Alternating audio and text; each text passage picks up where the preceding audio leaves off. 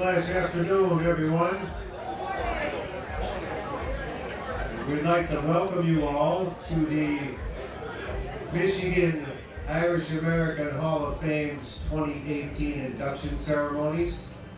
My name is Kevin Donovan. I'm the president of the Muskegon Irish American Society, which is the governing body of the Hall of Fame. We're very glad you're all here, and we're very much excited to introduce you to this year's class. In front of that, though, I would like to acknowledge the board members of the Irish American Society here in Muskegon. Dee Carlson, Joe Doyle, Bruce Duff is up here, Kathleen Merrick couldn't make it, Meg Jennings is in the house, David McIntyre is serving photographer duties for us this morning, and the Honorable Neil Mullally is here as well, serving as a Master of Ceremonies. And in addition, the Hall of Fame committee that helps us out every year in making these selections, Mickey Knight, Mick Lane, and Judge Dan Ryan help us out every year with that. So thanks to all of those folks for what they do for us through the year.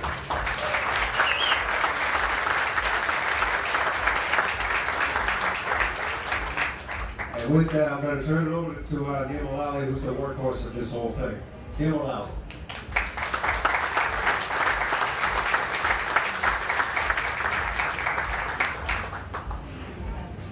Well, once again, good afternoon, everybody. Hey, come on, let's do better than that, right? We're Irish, this is a great day. Good afternoon, everybody. All right. Okay, great, good. Much better, much better. I want to thank Kevin for all the work that he does in leading us in our organization. And he was kind to introduce everybody here, but let me tell you, he's also vice president of this whole festival, and that's a year-round job. So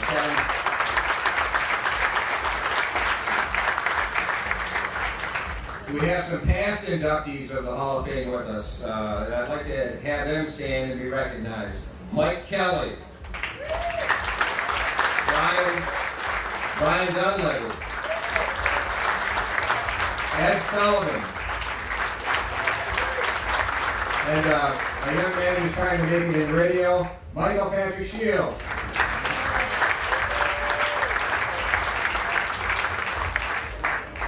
The Hall is now 7 years old, and with this induction class, we have 35 members. And we're very proud of this. It's something that we started here and for the entire state, and it's just been really good to see it take root. How do you get in the Hall of Fame? You have to be nominated. And we need nominations. You go to our website, and there's a form there. David McIntyre here is in charge of that situation, and you can nominate whomever you feel is appropriate to be in the Hall of Fame. It doesn't have to be a wealthy person, a famous person, just a person who's worked hard to benefit your community and is of Irish heritage to some extent, and where you can nominate that person. So keep that in mind. We need nominations. After the induction today, there will be a reception over at the Tea House, and you'll be able to greet and meet the inductees over there. And the scones and the tea are on the house. There's no alcohol in the house there, of course, but the tea and scones are enough. So please feel free to join us there. At 3 o'clock at the Chenol, if you know what that means, the Chenol is over at the court stage. There is, that is the gathering of all the bands in one stage, the only time it happens here at the festival. At 3 o'clock, the inductees will also be introduced to that audience. So please join us for that celebration also at the Chenol. For the inductees, there's a group picture after the ceremony today, so please, as I mentioned earlier, don't leave until the group picture's been taken. So with that, we're going to move into the actual presentation and naming of the inductees for 2018. I'm going to at this time introduce Bill Lynch, but better known as Liam the Extra Large Leprechaun. And he's going to introduce our first inductee.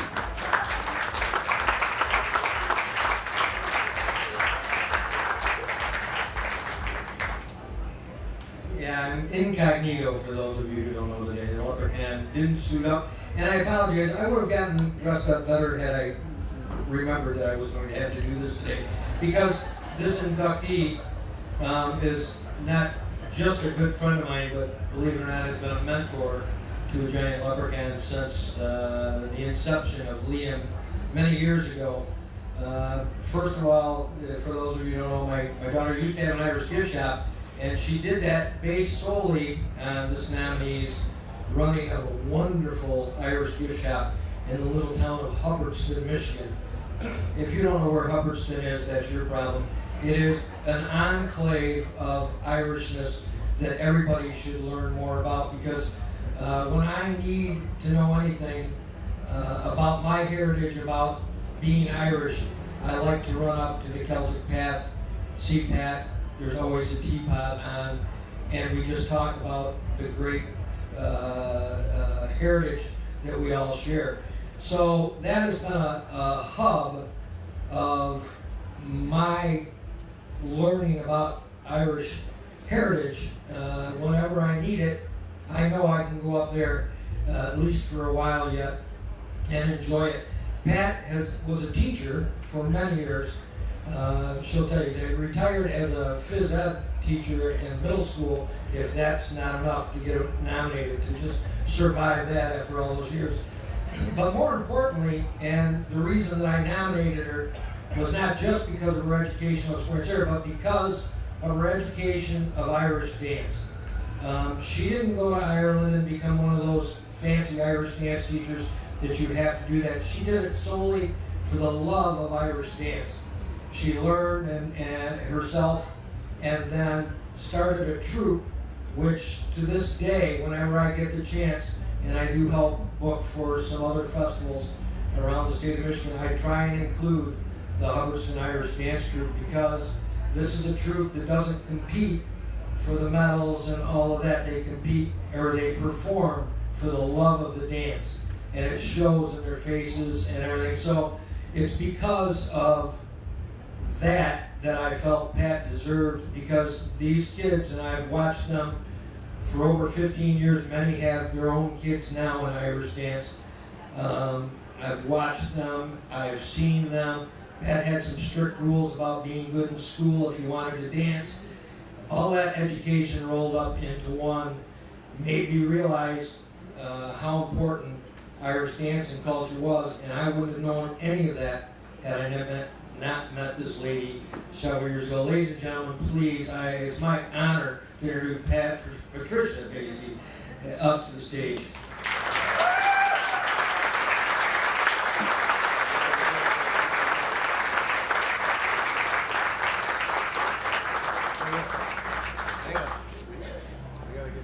Oh.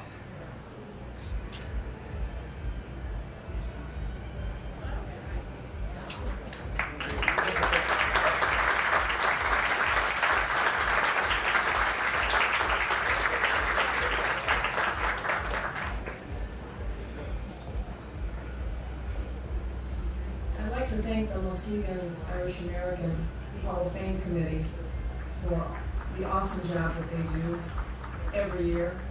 I'd also like to thank my good friend Bill Lynch for nominating me, but mostly for his friendship. He is a promoter for years and years of all things Irish. If you go to any festival, he's there. And he gives up of his time. He doesn't get paid. And he does that just for the love of being Irish. I'd like to thank my family for this journey and helping me, supporting me through the years. My 43-year education career began at Central Montcalm, teaching physical education, gymnastics, and coaching cross country. When I retired from teaching, I started teaching again, and that was with Irish dance for local children in the Hubbardston area. And I think I had maybe 6 or 8 kids. 2 of them were my own, and we formed the Hubbardston Irish Dance Troupe.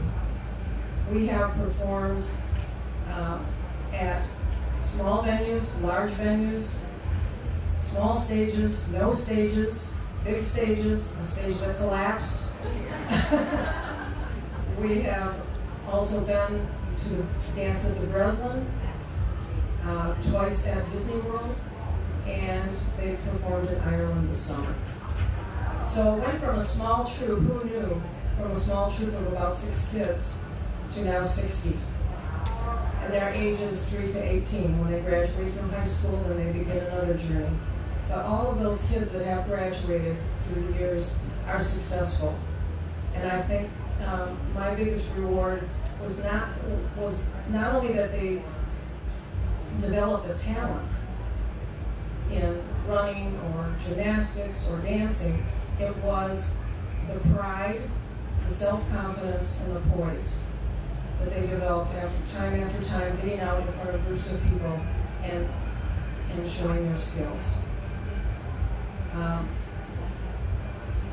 So also then I started a business called the Celtic Path, and I've been doing that for 18 years. So it has been a journey, a wonderful journey, and thank you for coming.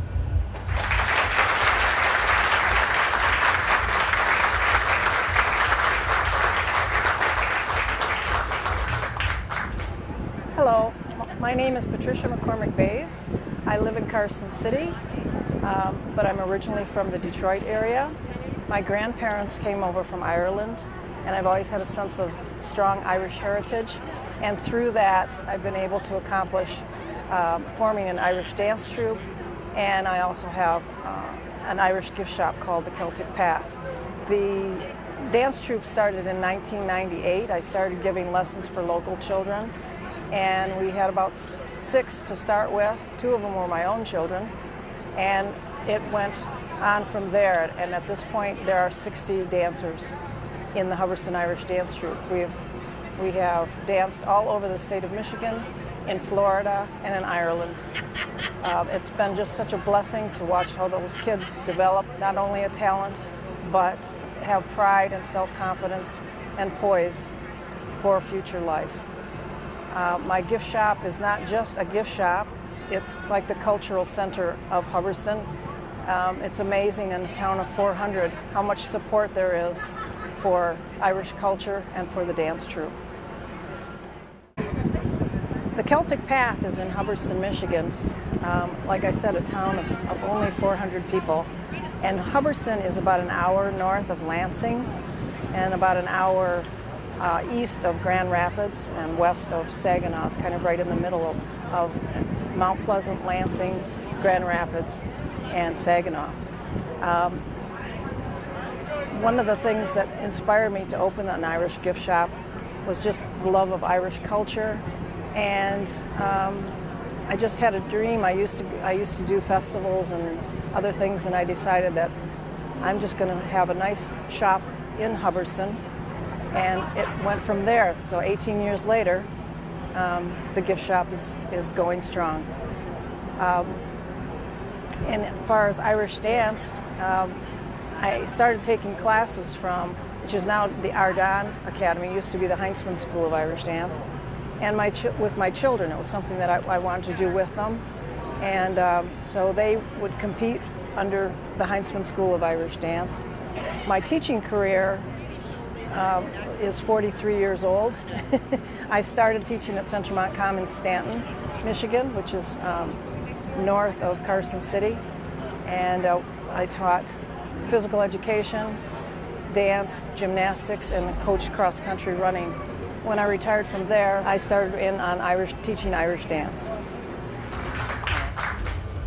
Our deepest congratulations, Kat. At this time, I introduce to you Peggy Gray, who will introduce our next inductee. Peggy.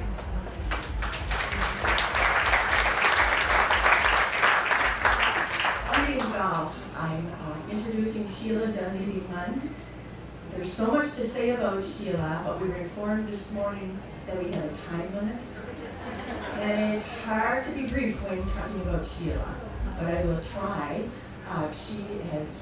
I'm going to focus on her last few years at Most Holy Trinity School in Detroit's Corktown, when Monsignor Kohler, then pastor of Most Holy Trinity Church, recruited Sheila to be principal as the school was floundering. Today it is state-of-the-art with a waiting list. Sheila updated the technology, the security system, added a science lab, balanced the budget, increased the enrollment, among many other things. She founded and directed the children's choir, and it became a tradition for them to perform at the opening ceremony of the painting of the Shamrocks, an event leading up to Detroit St. Patrick's Parade. Sheila created the Shamrock logo for the school and hosted the Detroit or St. Patrick's Senior Center fundraiser brunch after the parade day mass.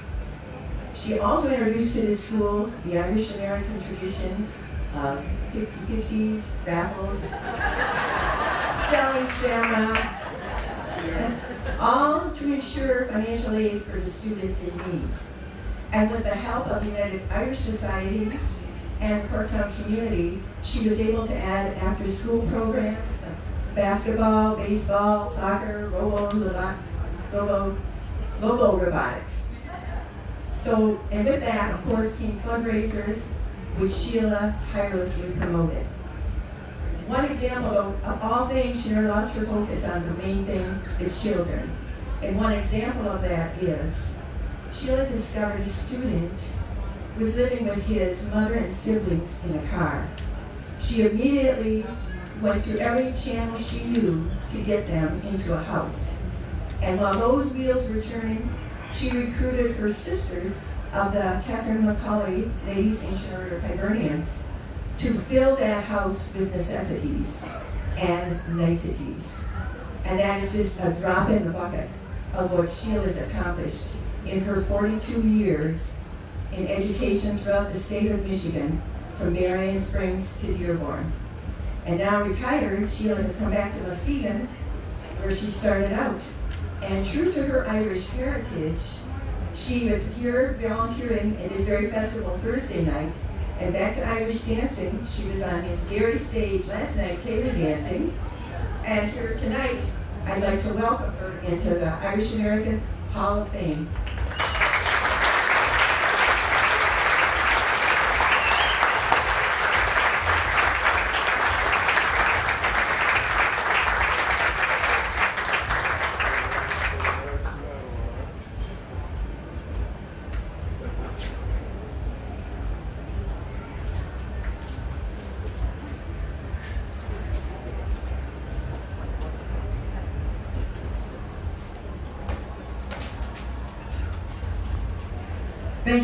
Thank you. I'm blown away.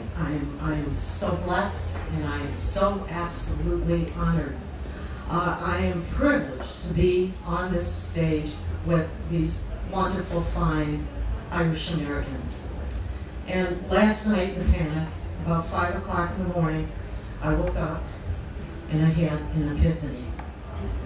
Yeah, I get those sometimes. And it occurred to me that this award is not about me. I was trying to write a speech that was thanking everyone for helping me, and then I realized, no, this award is about the United Irish support of education throughout the years. That's what this really represents. And Peggy mentioned the things that I did.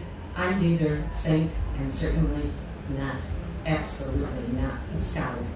My father had a phrase, and the phrase was, by the grace of God. And he'd say, I'm going golf. You going golf tomorrow? Dad? You go, by the grace of God. And I go, I'll see you next week. You go, by the grace of God. And I never, ever, ever, in 37 years of education, had any idea what he was talking about. Till I went to Most Holy Trinity.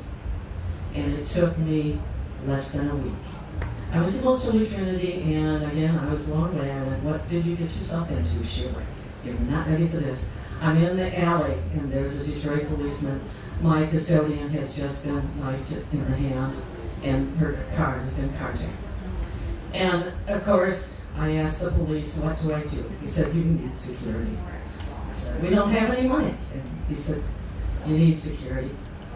So the very next day, by the grace of God, and that man walked in the door and said, what do you need? I said, I need security. And honest to God, it is the truth. He paid for the entire system, the whole thing. And every single story at Trinity goes like that. The day of the carjacking, I walked across the street, a man greeted me in the street, and he was at alumni of Trinity, and said, "Hi, you're Sheila Dunleavy. I want to start a soccer at your school. I'm an alumni." I go, "Good, that's great. I like soccer." He says, "And I want to pay for everything. I want to pay for the uniforms. I'm going to coach it. I'm going down to the train depot down there. I've already cleared the land. We're going to put the soccer nets up downtown Detroit here." I said, "This is great. I love free stuff." And that was the story of Trinity. And at Trinity, I became a beggar. And I was taught by one of the greatest Detroit Irishmen of all time, Monsignor Russ Kohler. And I went to Monsignor Russ Kohler at one time because it gets a little embarrassing, begging all the time. And I said to him, "I feel like I'm embarrassed, asking all the time." And he said, "Keep asking. They can only say no." And I have to tell you that the United Irish never, ever said no. And it was because of the United Irish at Trinity that we turned no children away. And anyone who wanted and deserved to go to Most Holy Trinity went to Most Holy Trinity. But that's not my story. That's your story, and that's your story of your support. During the Dark Ages, it was the Irish who promoted education through their fostering of the monasteries and their fostering of artists and scholars. And it was William Butler Yeats that said, "Education is a pail to be filled, is not a pail to be filled, but a flame to be ignited." I thank you, my Irish heritage, for kindling in me and supporting in me that fever for education. Thanks to you, I didn't waste 42 years just filling empty buckets, but I got to kindle the flame of education in others. I thank you very much.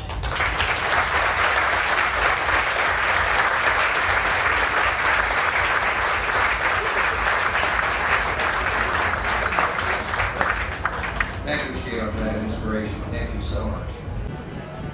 Hi, I'm Sheila Dunleavy-Mund, and I am just blessed today to be back in Muskegon after 20 years, to be back today to be inducted into the Irish Hall of Fame for education. I am so deeply, deeply honored. I've spent 42 years in education, and it's the Irish who have always promoted and enriched me. I've been all over the state, started in Berrien Springs, up to Tawas, over to Gladwin. I was even the director of theater for Muskegon Public Schools for a while. I spent 15 years at Montague High School. It's wonderful now. I've retired a year and I'm back at White Lake. But this is just the extreme honor for me. And it was wonderful the last 5 years of my life. I had the opportunity through the United Irish to promote a school in Detroit, and we did miraculous things together. The most fantastic influence I've had is my Irish heritage. The Irish have always thought education was the most important thing. Yeats called it not a pail to be filled, but a flame to be kindled. And my Irish heritage, especially my parents, it was never a thought of if I would go to college, it was how. But I did, and they always supported me in that venture. Because of that, I had some excellent opportunities. And in every opportunity, it was always my Irish heritage that came back and supported me. At Most Holy Trinity, it was the Ancient Order of Hibernians, whose motto is friendship, unity, and loyalty. And that loyalty and that friendship and Christian charity is something that has guided my life for the past 42 years. It's not, my career has given me more than I could ever give. It has given me so much joy. I just hope those in life have an opportunity to be an educator, to have the opportunity to light the flames in other people. Our third nominee was nominated by Dee Carlson, and Dee Carlson cannot be here today, our board member, and so I'm going to introduce this gentleman to you on her behalf. Mickey Knight has dedicated his life to public service as an educator, as a legislator, a lobbyist, and has always displayed the highest degree of integrity and professionalism. He graduated from Adrian High School, where he excelled as a leading multi-sport athlete. He then attended Michigan State University, where he was a varsity baseball player, and he also played for the gold medal winning American exhibition baseball team at the 1968 Mexico City Olympics. After graduating from Michigan State with a bachelor's degree and master's degree, he served as a teacher, coach, and administrator, primarily in the Muskegon Public School District. He is a lifelong member of the Muskegon Irish American Society. In 1978, he left education to work in economic development, and Governor Milliken appointed him to the Board of Trustees of Grand Valley State University. In 1980, he was elected as a state representative from the Muskegon area, and he served here notably for 12 years, notably for 12 years in the legislature, where he earned the respect on both sides of the aisle. Attorney General Frank Kelly was appointed with him by Governor Blanchard to travel to Ireland at the invitation of the Irish American Partnership, and for the next 10 years, Mickey assisted in fundraising activities supporting peace projects in Ireland. In 1993, he left the legislature and founded Knight Consulting, a multi-client lobbying firm based in Lansing. He remains actively involved in issues affecting the citizens of our state, and he's especially dear to the Muskegon area and our Irish Music Festival. Some of you may have noted, Mickey is also a member of our committee. He didn't know that he was being nominated. He did not participate in any of that decision. And so we're really proud to welcome one of our own, so to speak, here into the Michigan Irish American Hall of Fame, Mickey Knight.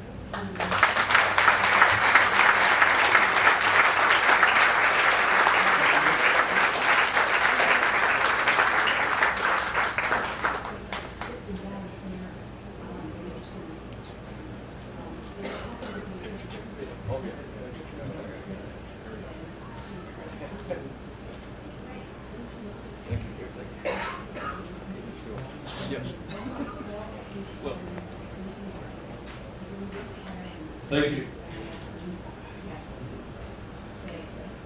When I first heard that I was on the ballot to be potentially elected to the Michigan Irish American Hall of Fame, I was extremely thrilled and certainly a little bit touched.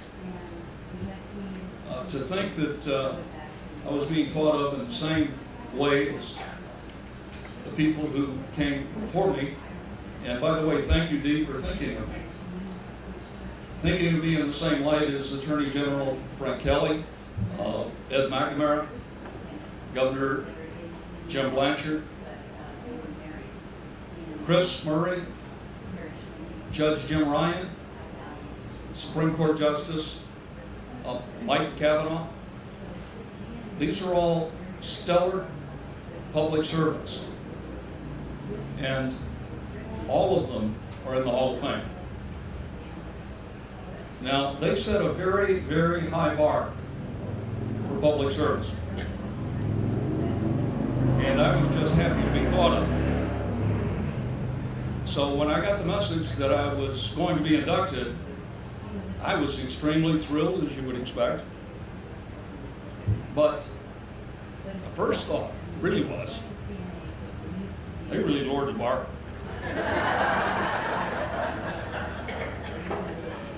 Now, to be associated with these folks that are all outstanding public servants and members of the Hall of Fame is especially gratifying and a very high honor. Time, both personal and professional, has been devoted to projects both here and throughout the state, involved an awful lot of time. Now, I have to confess, my public service has never been a nose to the grindstone kind of a job. In fact, it's been great fun. I was very fortunate to work with a lot of people that were smart, hardworking, dedicated, and found great fun in trying to make this community, this state, a better place. So, having said Lord Bartlett, and that I really being honored for a career that has been great fun, perhaps I should very quickly say thank you to my family, thank you to the folks I had the good fortune to work with, thank you to the Hall of Fame committee. Take this lovely plaque and run before they change their mind.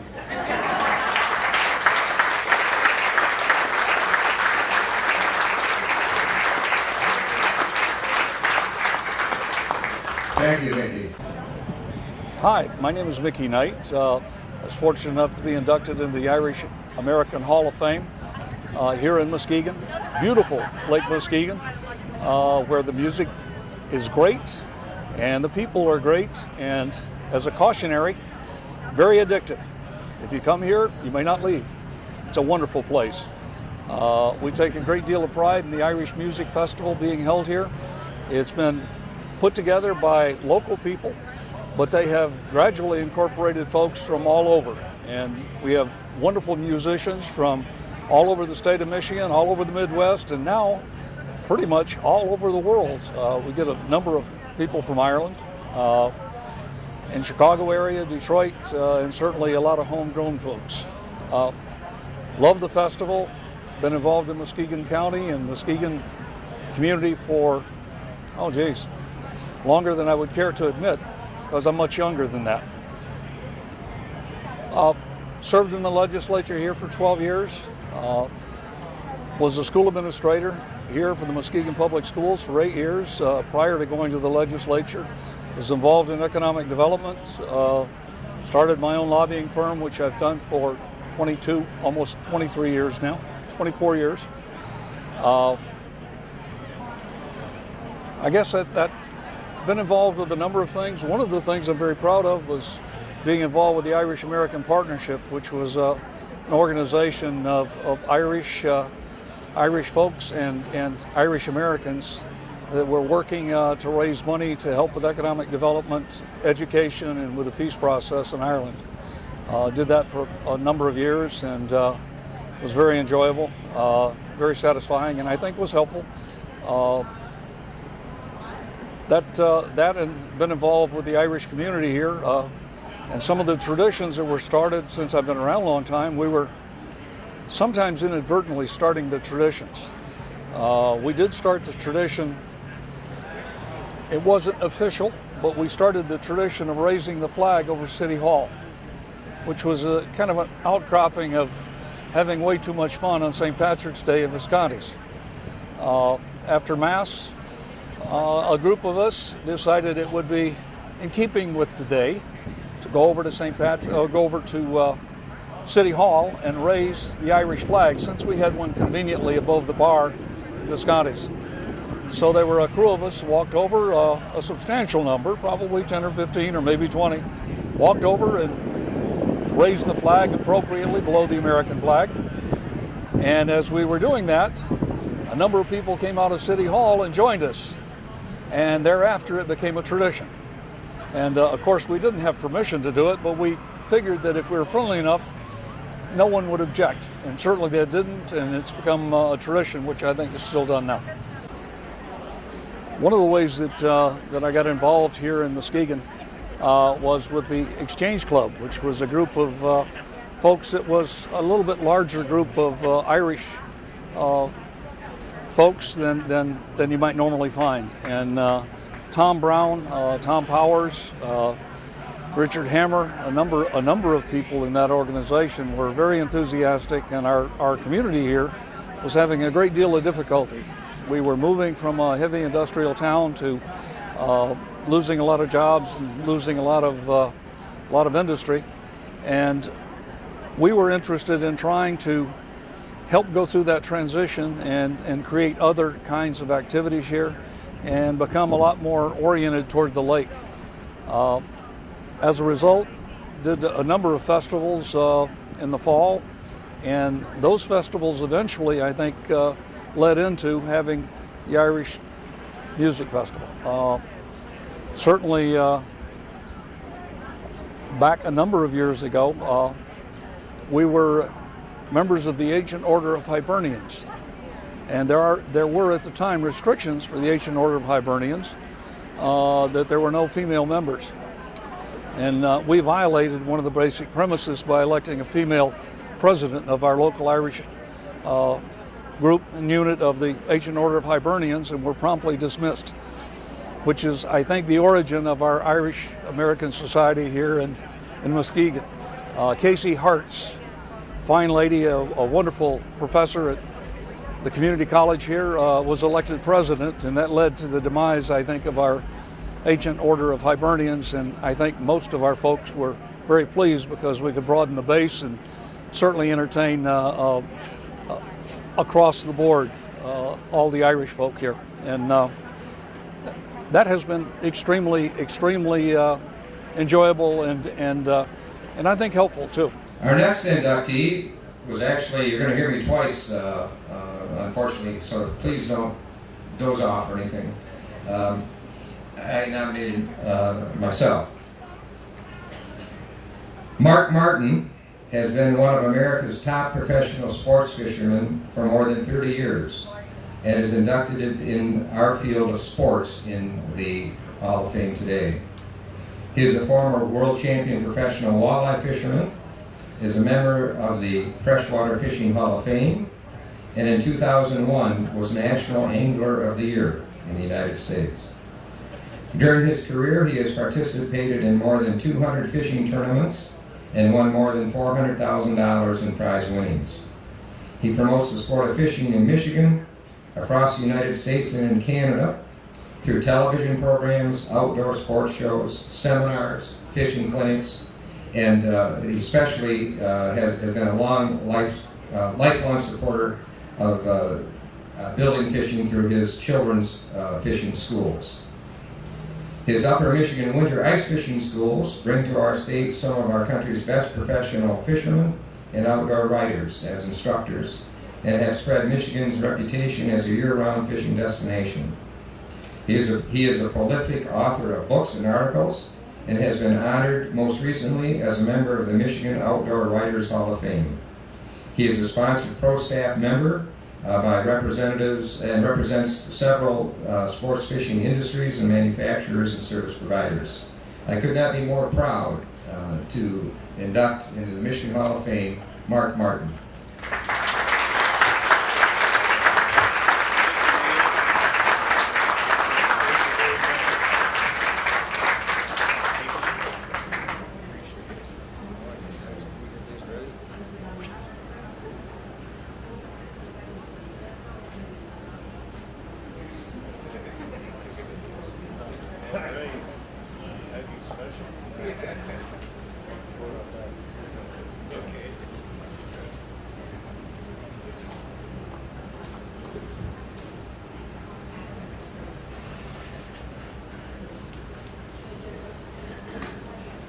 Well, this is interesting to me because I didn't know until not too long ago that I was getting inducted into the American Irish Hall of Fame, and I feel real proud of that, and I really want to thank the association for thinking about me. And the other thing is, it all started right here.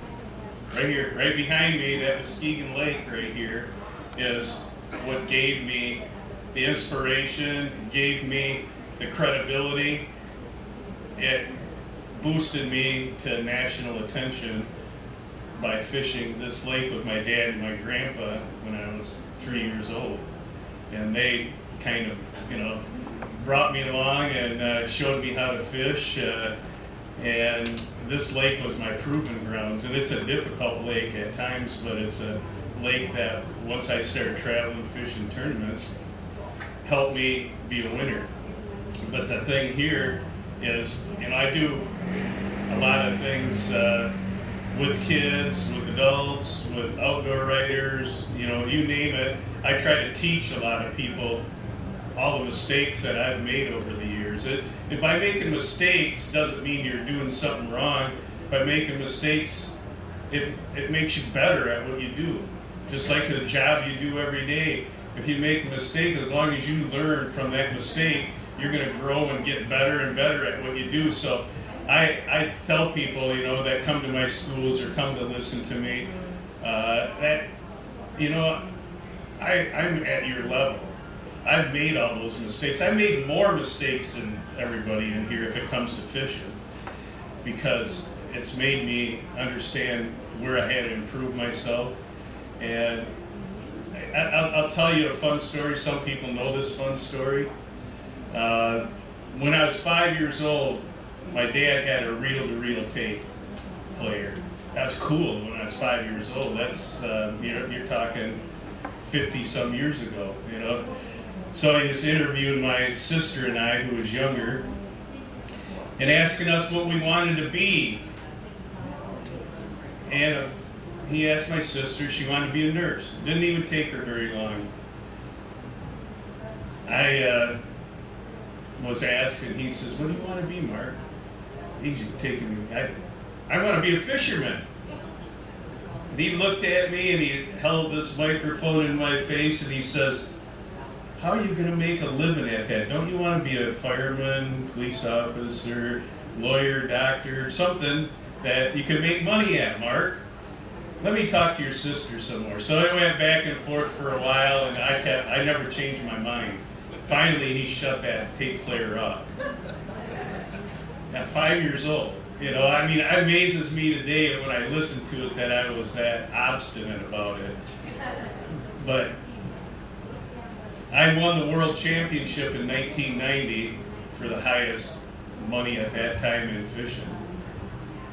And I beat all my mentors, beat all my idols, and I was kind of in awe over, you know, what I accomplished, because these are the people I looked up to, and that I could, you know, I was beating them but to do it in the national forum was even more special. But anyhow, I come back and we're eating supper because my mom and dad wanted to have an honor supper for me. So we had the whole family there and everything. And I see this reel-to-reel tape sitting over in the corner. I said, "What are you going to do with that thing?" Yeah, I've been thinking that.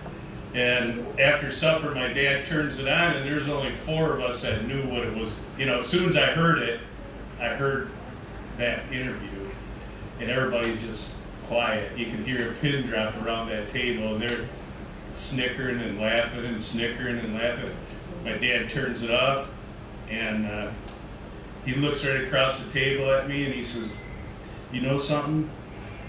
I could have been wrong about that."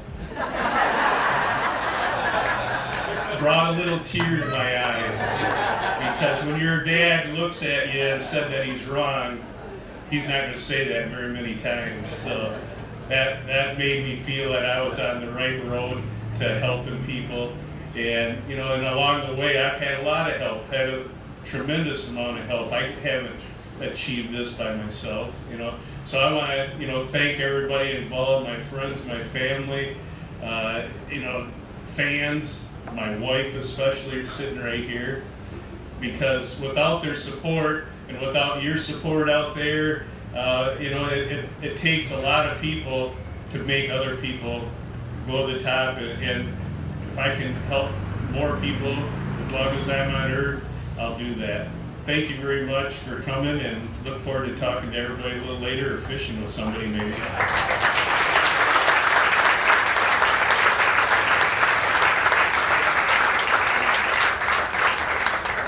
Thank you, and will you tell us some of your secret holes, secret spots? All right.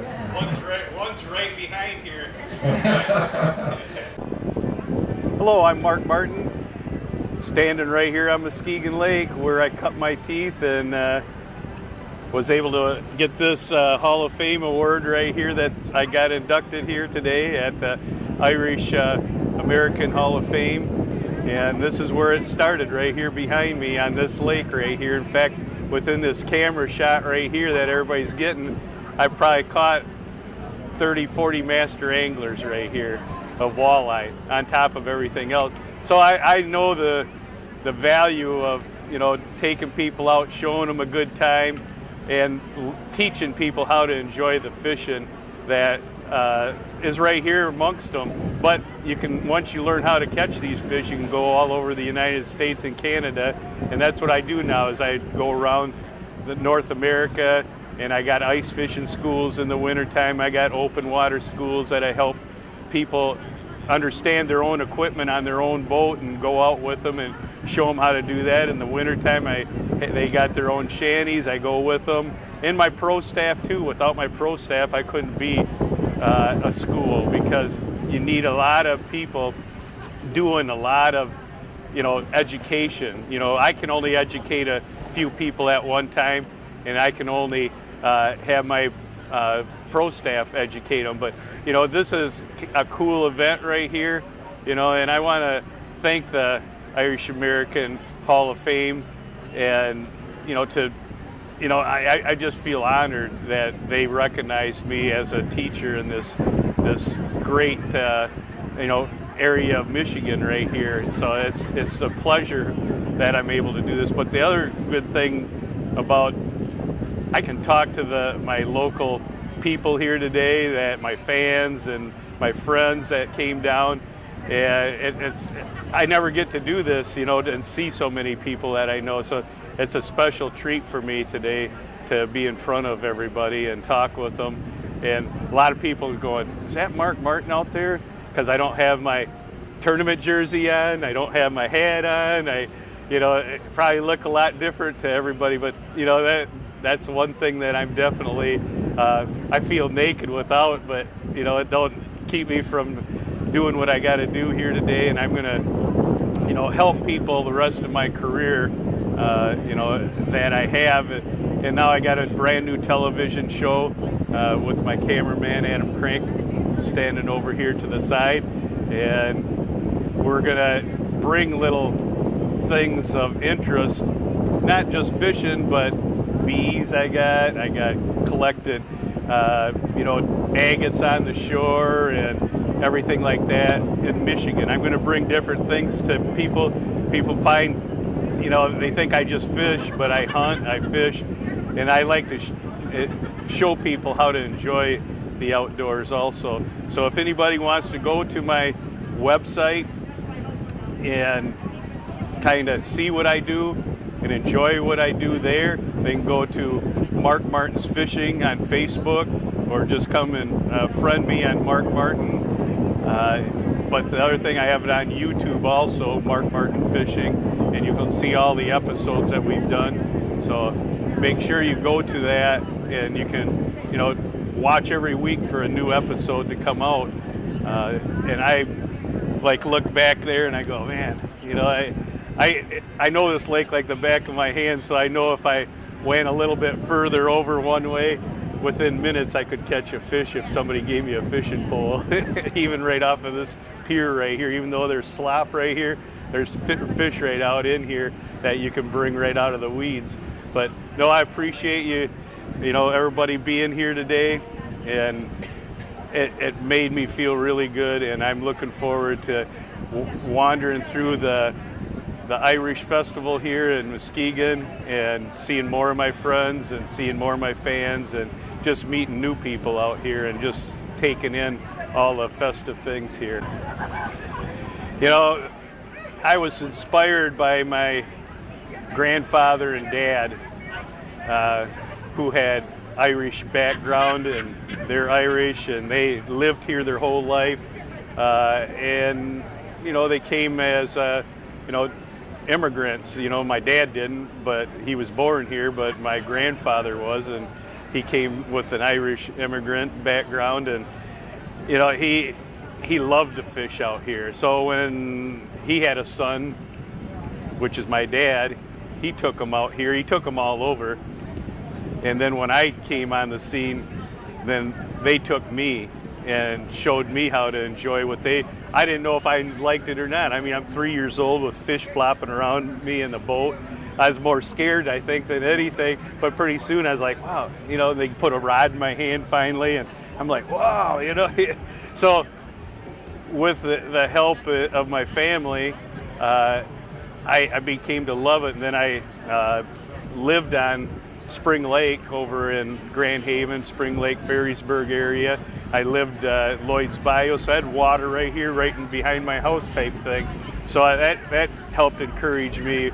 And when I was, I told people this story here at the induction, you know, 5 years old, I got interviewed by my dad on a reel-to-reel tape. And that was, you know, I didn't know it was going to be such a experience until years and years later. And he asked my sister and I what we wanted to be. And I kept telling him at 5 years old that I wanted to be a professional fisherman. And he kept telling me, even though he loved fishing, he said, you can't make money at that, Mark. And I said, my sister, well, what about, you know, you want to be a nurse, so what are you going to do when you be a nurse? Then he'd come back to me, well, Mark, have you decided if you want to be a policeman or doctor, lawyer, or whatever? I said, no, I just want to be a fisherman, Dad. You know, it's fun.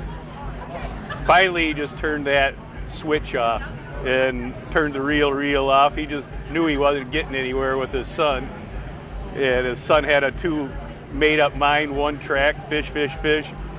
And so years went by, and I won the first world championship of fishing. I'm the original champion of the walleye circuits that started way back in the 80s and 90s. I'm the original champion. So I come back from winning that, and they throw a party for me. I got all my relatives and friends at the, you know, eating. And after supper, my dad turns on the reel-to-reel tape without saying anything to everybody, and all of a sudden you can hear these little kids talking, and I knew what it was right away. It was that interview. And so everybody was like listening and snickering and laughing, and he turns it off when it's done, and he looks across the table and he says, Mark, maybe I was wrong.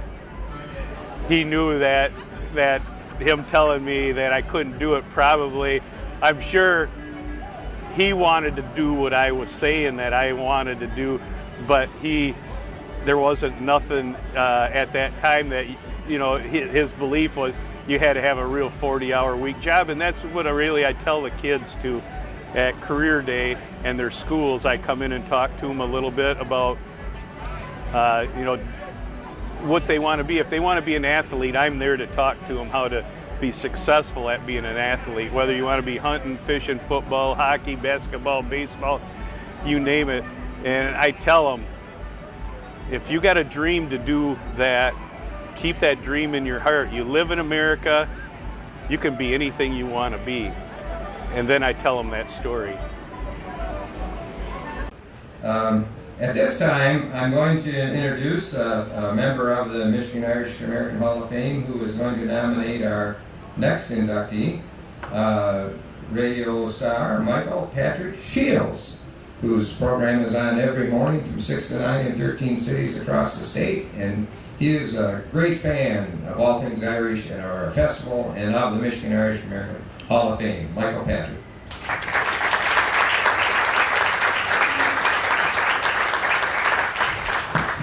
If you ever go across the sea to Ireland and you ask one of the guest house operators, how do you deal with all these American tourists, talking with them when they come through, they will likely tell you, we work the weather on them.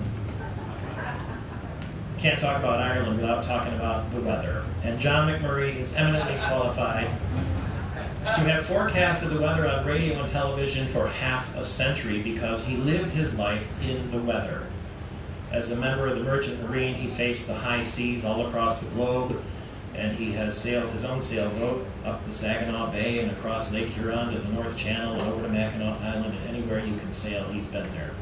He also raced in the Cannonball Run powerboat race from Miami to New York with J.P. McCarthy, another Michigan Irish American Hall of Fame member, the Radio Hall of Famer, who performed his radio program with John for decades. And they spent a lot of St. Patrick's Days together too in Corktown, as did the great Blackthorn Band with J.P. McCarthy. And congratulations, fellas, by the way.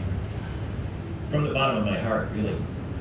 I've been blessed to have John with me on the radio for the last decade or so, and here is his Emerald Isle forecast.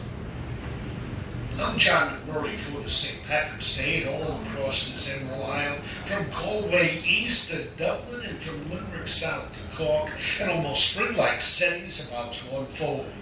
Afternoon temperatures will be in the very low 50s for the highs today, after gentle mist and light southwesterly breeze this morning for those off to church this fine Saturday morning. Safe travels to all on this fine day, and I'm John McMurray, wishing all a happy St. Patrick's Day. We're about 6 months from St. Patrick's Day. The best of all is that we would be in Corktown at Reedy's or Nemo's or some of the other great hangouts, Nancy Whiskey in Detroit, after the JP St. Patrick's Day show. And good old John would walk up to a young fella and tap him on the shoulder. John's got a Guinness in one hand and he taps a young guy on the shoulder, and the young guy turns around. "What do you need, old man?" And John would say, "Are we drinking or are we fighting?"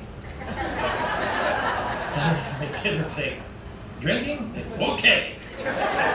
Ladies and gentlemen, the great John McMurray.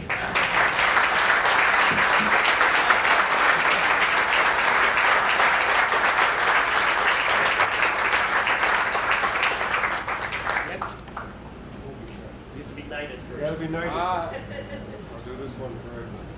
God, thank you.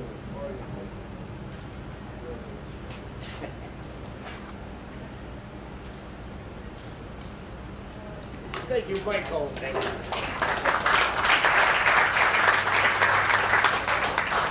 Thank you so much, Michael. Good afternoon, everyone. And it was a pleasure to be asked by Michael for the induction into the Hall of Fame. And I think it happened about 3 or 4 months ago. Half a dozen of us were out in Detroit, possibly down in Corktown. And Michael was there, and we all had a pint in our hand, and Michael said, "You know, fellows, who here would like to be inducted into the Irish Hall of Fame come September?" So I was standing still, and all of a sudden everybody stepped back, and Michael said, "John, it's you." And this is how many things in my life have happened. I want to thank all the members, dignitaries, guests. My family is here, my wife, my oldest daughter. They have 3 children, 2 of the 3 are here. Curtis, the youngest. Now, Curtis is also Irish, and he couldn't come because he told his mother and father he's a freshman at Grand Valley. He said, "Mom, I have so much work to do, I just can't come." So we all looked at each other and we said, "Sure." But I'm pleased to acknowledge Ryan, my son-in-law Kevin, and the youngest daughter Maggie, who's finishing up one more semester on a master's degree at Grand Valley, and Ryan also graduated from Grand Valley. So we've been spending a fair amount of time on the west side of the state. But I do come from an Irish family. I was born and raised in New York City. I have 4 sisters, 2 older sisters, Kathleen and Claire, and 2 younger sisters, Mary and Patty. So not only do I suffer from the only male in the family, but also the middle child syndrome. 2 older sisters, 2 younger sisters, and especially the 2 older sisters were constantly telling me when I was a youngster that I was adopted. You're adopted. Look at us. We all have red hair. We're little girls. They picked you up out in the street. And we went to my mother and I said, "Mom, am I adopted?" She said, No. You're in for big things." Well, lo and behold, many things happened in my youth. I managed to go to the college that I wanted to, spent time out on the ocean in the Merchant Marine, and spent about 5 years in the Air Force before coming to Michigan. And I had the good fortune, by sheer accident, to meet up with J.P. McCarthy. It was the morning radio man on WJR in Detroit. And at the time, they were replacing, or at least they were eliminating one position, and I happened to call down to the station to find out if they were interested in looking for another meteorologist. And the young lady that I was speaking with, she said, well, what is this all about? Because I was just going to inquire with JP, because I had met him a few times in the past, whether or not they were looking for another meteorologist. And she said, oh, that's a decision in the programming department. So all of a sudden I was transferred to the programming department. The next voice I heard was the program manager. And I, after just introducing myself, he said, well, what do you have to offer? I was really just inquiring, looking for another meteorologist, and I interpreted his comment, they were looking for a proposal. So off the top of my head, I made up this proposal of how I do this, that, and the other thing. He goes, well, that sounds pretty interesting. My wife and partner at the time was standing off to the side, and I'm trying to write down on a piece of paper, and he said, well, can you come down and see us? And it turned out the next day, I went down to Detroit to see Kurt Hahn, the program manager. Got there at 8 o'clock when he was looking for me, and lo and behold, some disaster came about, and I was ushered in to speak to a gentleman who had an absolutely great pair of pipes, Oscar Finette. And Oscar was a very gregarious person, and he said, well, John, why are you here? So I started to outline, my proposal.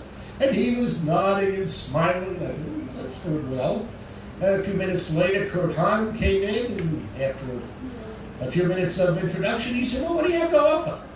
And he started again, and he's nodding. And after a few minutes, he said, let me go get the general manager. So he went and got the general manager, and he came down, and he said, well, after the introductions, he said, what do you have to offer? I thought, I just did this twice. I started again, downshifted, went right through the whole presentation. He was nodding. Kurt Hahn said, lunch. We went to lunch, and I got the job over a bowl of vichyssoise soup. And that has been the mantra of my life. Never give up, or never try something that you haven't done. Forge ahead, and most of the time, with a bit of confidence and just looking somebody square in the eye, you will get an awful lot of things accomplished. I am really humbled to be on the dais with these people. I can't even catch a fish. But I do have one final little story. There's an old Irish expression that we have all heard, many of us, going to wakes, funerals. And the expression is also very short. It's one soul out and one soul in. 23 years ago, I was at JP's funeral, had 2 cardinals and 3 bishops at that funeral. And at the same day, Mary was born. But thank you very much.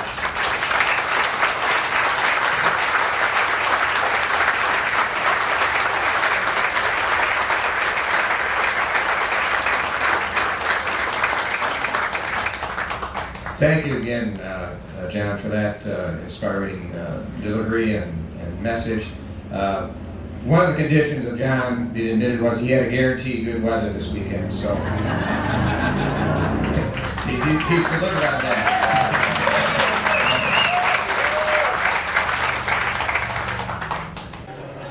Hi, I'm John McMurray, and I'm honored to be an inductee in the Michigan Hall of Fame this year for public service, because for many, many, many years on the east side of the state, I was employed at a television station in Flint, and I did the 6 and the 11 o'clock newscast when I first arrived in the late 60s and early 70s, and then later on, I kind of shifted to the night side, doing the news early in the evening, and then early in the morning, the most recent times.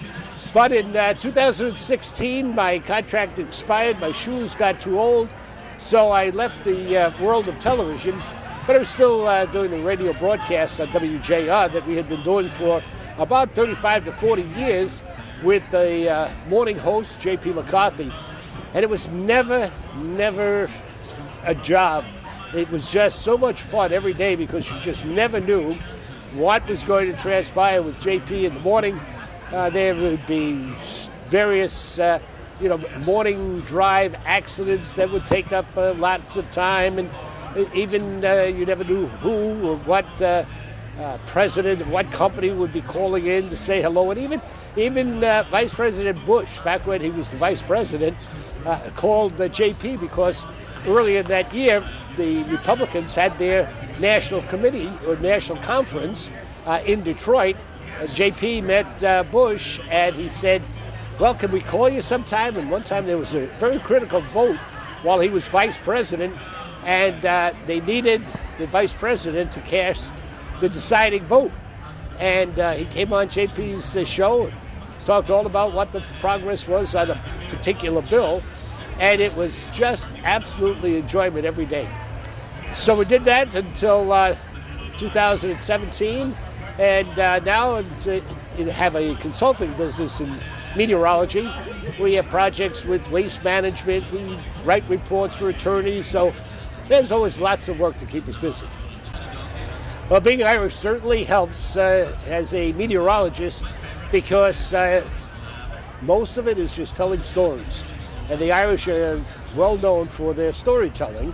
And when I first got the job at WJR Radio, I called the station because we heard on the radio that one position was being eliminated. And this friend of mine suggested I call down to find out if they were looking for another meteorologist. So I called and got shifted to the program manager. And after slight introductions, he said, well, what do you have to offer? And they were looking for a proposal rather than just the answer to the station or the question, whether or not they were looking for another meteorologist. So I got down to the Fisher Building the next day, met with another classic gentleman named Oscar Furnett, who had did a radio show on Saturday afternoons. And he asked me why I was in his office, and I said, well, I'm wondering if the station is looking for another meteorologist. And I presented a plan of what I would do. And I went on, and he smiled and nodded his face. And he said, well, let me get the program manager. So moments later, another gentleman showed up. He's the program manager now, the decision maker. I explained what I thought would be a good plan. He was nodding, smiling, and I thought, well, this is going pretty well. And then finally I met a third gentleman, another Irishman, Bill James, who was the general manager. And he said, well, what do you have to offer? And I had just gone through that 2 times before, started again, and he said, that sounds excellent. Let's go to lunch and see if we could strike up a deal. So never having done anything, never held me back. And I can probably thank my Irish heritage of always trying something and never giving up. For our final nomination, I will introduce to you Mick Lane. Mick is a member of our committee. He is also the leader of what is called the Conklin Ceilidh Band, and he's a little bit late this morning because he's already been performing here. So, Mick Lane.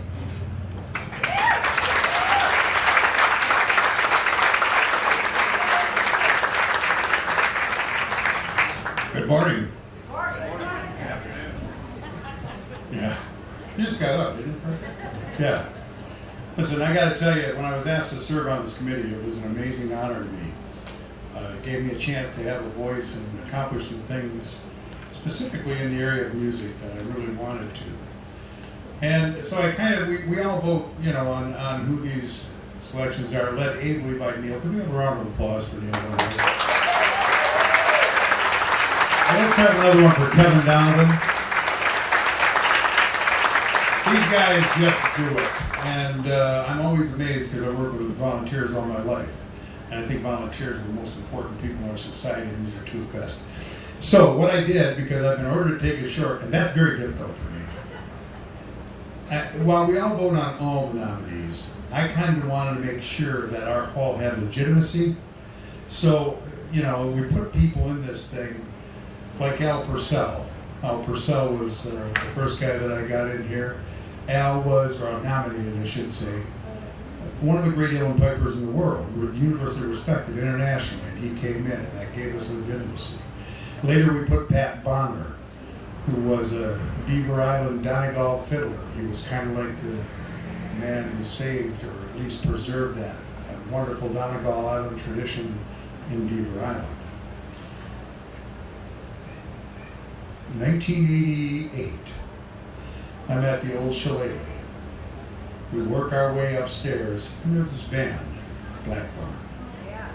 And I'm listening to them and the harmonies and the arrangements. I thought, I really want to do that. Like, that's amazing. And over the years, and I think I bought a tape, and Richard, I think it was Red, the first one, I'm not sure. I bought a cassette, man, whatever, I mean. And then as I listened to that, I bought the next one, and the next one. And I still have those tapes at home, and they were the guide we took. These guys were a tremendous inspiration. You know, we have the people like Bonner, like Purcell, legacy people, but we also have the people who their absolute devotion to the music, getting it right, harmonies to die for, arrangements, and as Gary told me, they just like to have fun with it. And all these years later, from 1984, they're still here. I think they are absolutely deserving to be in the company of those legacy people. Ladies and gentlemen, Blackthorn.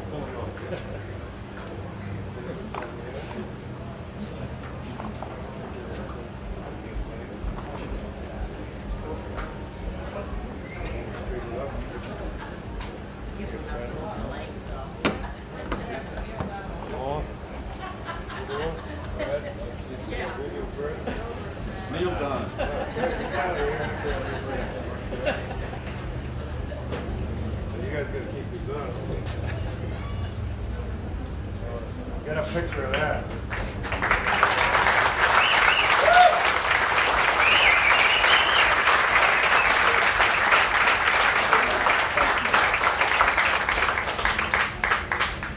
Well, good afternoon, and thanks for coming here, and thanks. We didn't know who nominated us. We only found out this weekend that it was Mick. And before I go on, I want to go back to McMurray, because we spent 18 years with John and Co.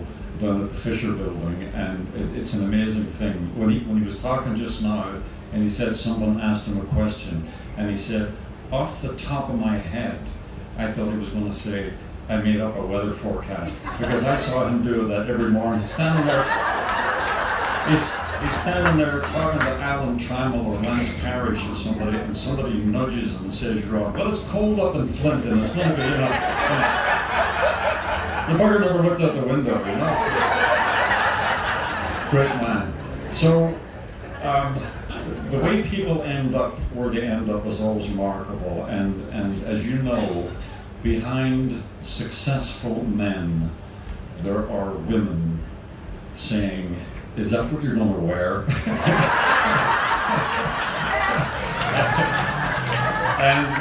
and we have two of the women with us, two of the wives were able to make it out today, and they're both called Mrs. McMullen.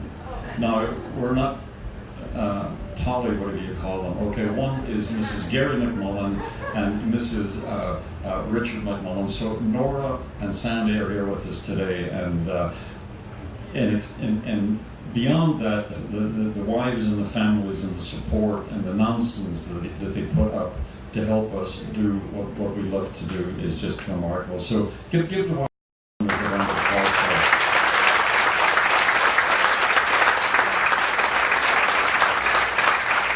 So very quickly, it's like I said, it's amazing how you end up where you end up. I never in a million years, I grew up in Belfast, never intended to come to America. We used to see Kojak and the Beverly Hillbillies, and I thought, I'm not going there.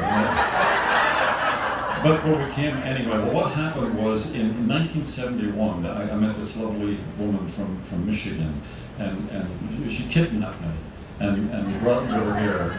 And my family wouldn't pay the ransom, so I was stuck. And after settling in for a while, I started finding where the Irish people were. There's a great band called Pat's People in the area, and we were hanging around with them. Yeah. And bit by bit, we started getting into the Irish stuff. And Gary and I didn't know each other, but people kept asking him, do you know Richard McMullen? They asked me, do you know Gary McMullen? And he was playing, and I was up to 4 chords on the guitar, so I could get into the Irish music, and so I started doing it, and we ended up, John Brady, God bless him, the owner of the Old Shillelagh, he's the one who put us together, and he fired his band without, he was a bit of a hothead, can you imagine that? And he fired his band without having a replacement. Somehow he got my number, he called me up, and he says, can you come down? And I said, well, yeah, sure. And he says, do you have any other musicians? But I said, I don't. He says, well, you're going to need some. He said, because it's kind of a rowdy place. If you think of the chicken wire scene in the Blues Brothers movie, it was about like that. So we rounded up a couple of people and off we went. And then there was movement, attrition, in and out. And so Shorty there, third from the end, is he's the longest one. The band's been going for 34 years. The Tigers were in the World Series in 1984, and that's when it started.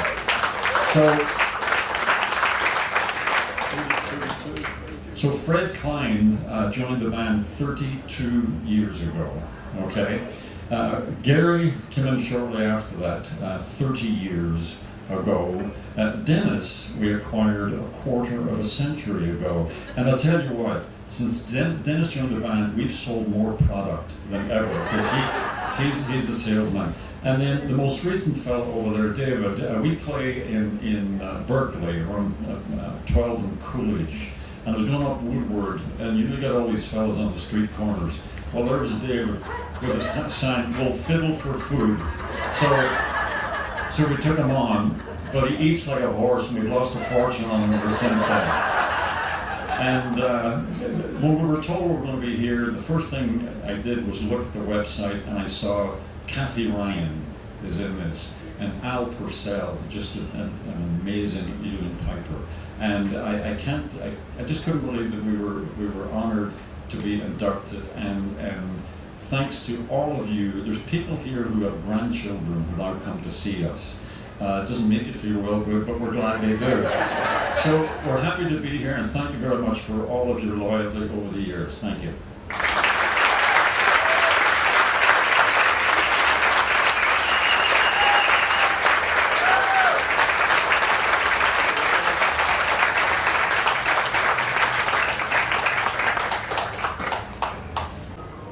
Well, good afternoon, and welcome here at the Michigan Irish Fest, where we've just had the honor of being inducted to the Michigan Irish Hall of Fame, and we're all still surprised that they picked this crew to be in that elite group.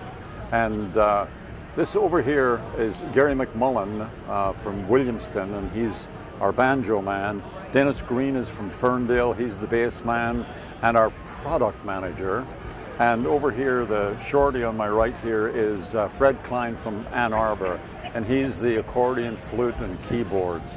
And we've been together for 34 years, and we can't believe, first of all, we're still upright, and that we're still doing this, and that people are coming to see us, which is fantastic.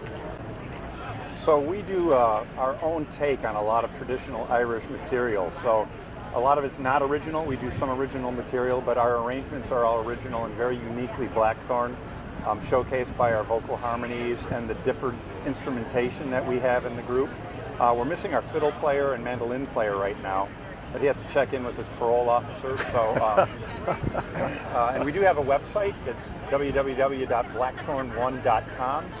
And we also take a trip every summer to Ireland, and we take fans with us. So if anybody's interested in touring Ireland with Blackthorn, it is a blast. It's 10 days of fun. We stay in beautiful accommodations, eat great food, and enjoy a lot of Irish beverages while we're over there. So that's available on our website as well. There's a map of Ireland. Click on that. It'll show you our itinerary for next summer, 2019. And it usually sells out by about October or November. So you need to get in on that. Well, there's actually 3 groups of people that we need to thank that have enabled us to achieve this honor. First and foremost is our families. They put up with a lot, and we appreciate all they've done to support us. Second group is our audiences. We have just the best audiences you can imagine. And the third are the bookers and promoters and people who allow us to get on their stage and do what we do. So those 3 groups really share this award with us. And one thing, being the product manager, I have to say, go to that Blackthorn website. We have all of our CDs on there, T-shirts, hats, sweatshirts, and you can be regaled in Blackthorn wear. I think we're sold out of 8 tracks though, huh? Yeah. They're gone, yeah. Well, this is I think this is the 19th year of the Michigan Irish Festival.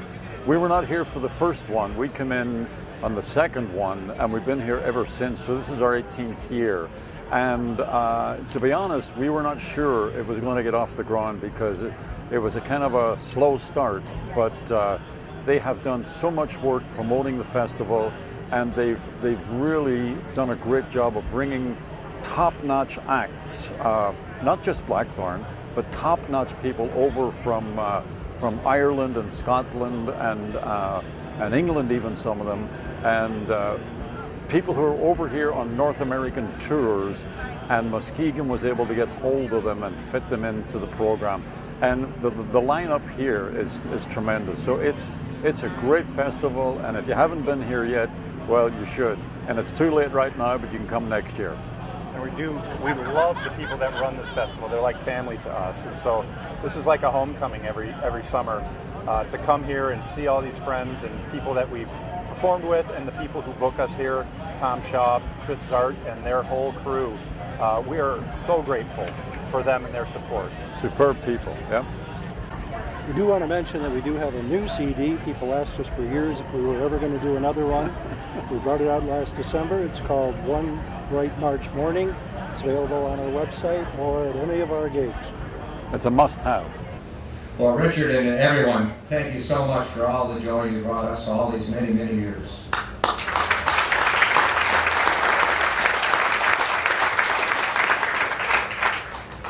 Well, this concludes our ceremony for this year. Let me remind you that we need nominations for the Hall of Fame. That's how you gain entry to the Hall of Fame. And the nomination form is at the website. You can just Google Michigan Irish American Hall of Fame or Muskegon Irish American Society. And you're welcome to submit nominations. As I said, you don't have to be famous, you don't have to be wealthy, any of that. We have a lot of folks who just do a great job in their careers and in their community that really merit being in the Hall of Fame. We're supported by donations. You can go to the website and you can make a tax-free donation to the Hall of Fame, and we certainly appreciate that because that helps us defray our expenses. I remind you then of the reception over at the Tea House tent. You have the Hall of Fame inductees will be interviewed over there by Mr. Kotis that you were introduced to earlier. Please, inductees, stay for the group picture here right afterwards. The stage we have to clear out, but they'll be there. And then don't forget the Chenal at 3 p.m. at the Cork stage. And so Have a great year, and we'll see you back here next year. Thank you.